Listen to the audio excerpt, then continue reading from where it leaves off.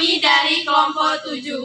Perkenalkan, nama saya Wensi Mayangsari dengan NIM 2111270018.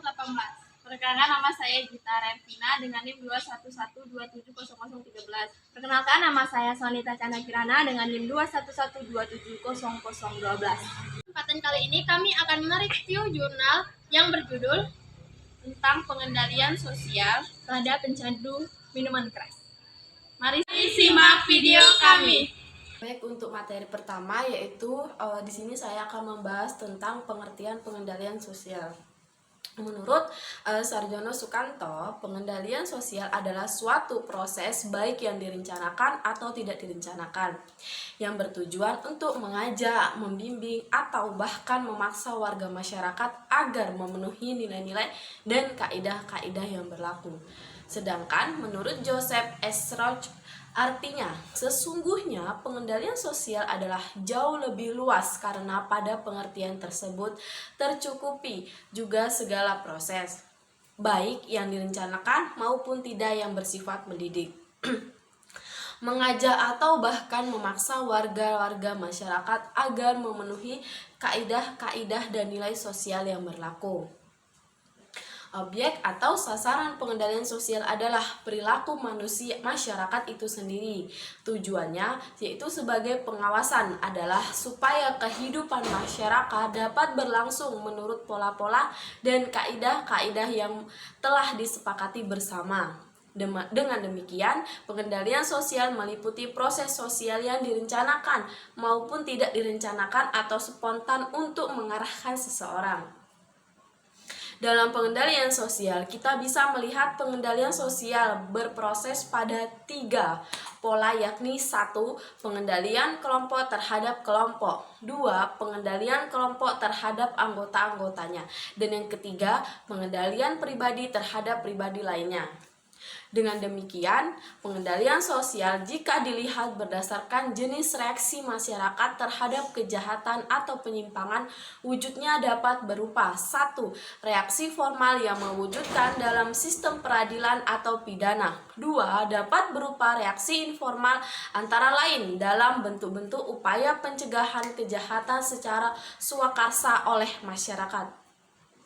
Perwujudan pengendalian sosial mungkin dapat berupa pemindanaan, kompensasi, terapi atau konsilasi. Standar atau patokan pemindahan adalah suatu larangan yang apabila dilanggar akan mengakibatkan penderitaan bagi pelanggarnya, berupa pemberian saksi pidana terhadap penanganan terhadap pecandu miras, upaya untuk menanggulangi kejahatan akibat pengaruh minuman keras. Yang pertama, upaya preventif. Preventif dalam arti luas meliputi usaha-usaha pencegahan kejahatan yang mungkin timbul untuk mempersempit ruang gerakannya serta memperkecil pengaruhnya, menuju pada sesuatu perbaikan terhadap seseorang yang terjerumus dalam tindak kriminal atau pengaruh minuman keras. Upaya tersebut dilakukan oleh instansi pemerintah maupun masyarakat.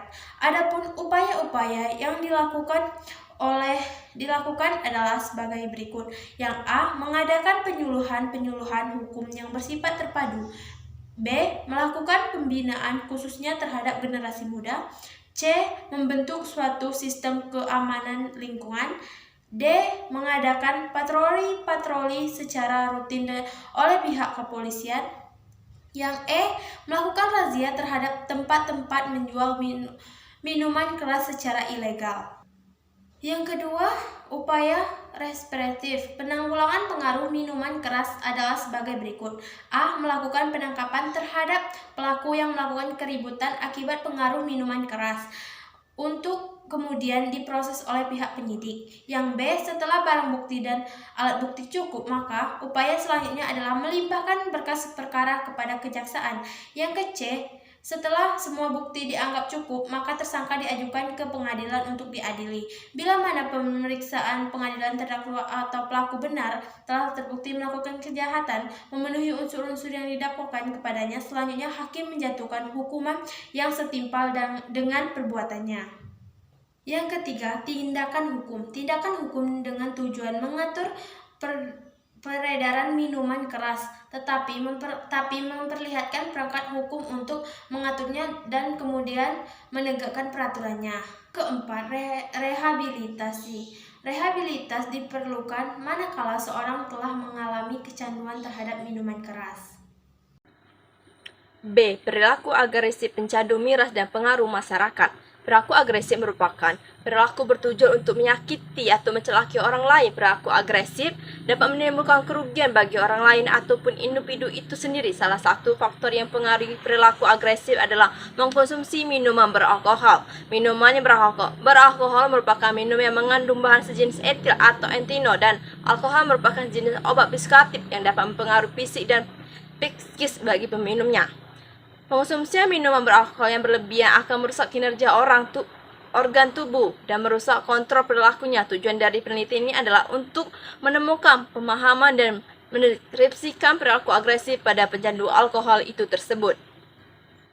Peneliti ini menggunakan metode kualitatif informan. Dalam penelitian ini dipilih secara prospektif sampling dengan ciri-ciri itu tergolong pencandu alkohol telah mengkonsumsi minum beralkohol selama 2 tahun dengan intensitas mengkonsumsi minum beralkohol 2-3 kali seminggu.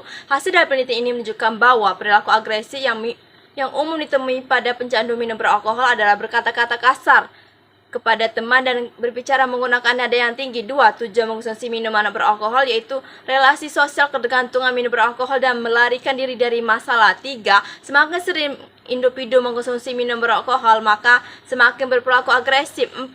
Individu yang mengkonsumsi minum beralkohol yang berusia kurang dari 30 tahun berperilaku agresif daripada individu yang mengkonsumsi minum beralkohol berusia dari 30 tahun. 5. Tingkat pendidikan mempengaruhi perilaku agresif. Yang keenam itu anggota keluarga yang mencandu minum beralkohol tidak mempengaruhi perilaku agresif yang dimunculkan oleh individu. Yang ketujuh, ketika tidak mengkonsumsi minuman beralkohol, individu akan berubah menjadi individu yang tertutup, bersikap acuh terhadap orang lain dan kurang percaya diri dalam bersosial. Yang ke-8 itu semakin tinggi interaksi antar individu bersama-sama, sering mengkonsumsi minuman beralkohol mengurangi risiko terjadinya perilaku agresif secara fisik.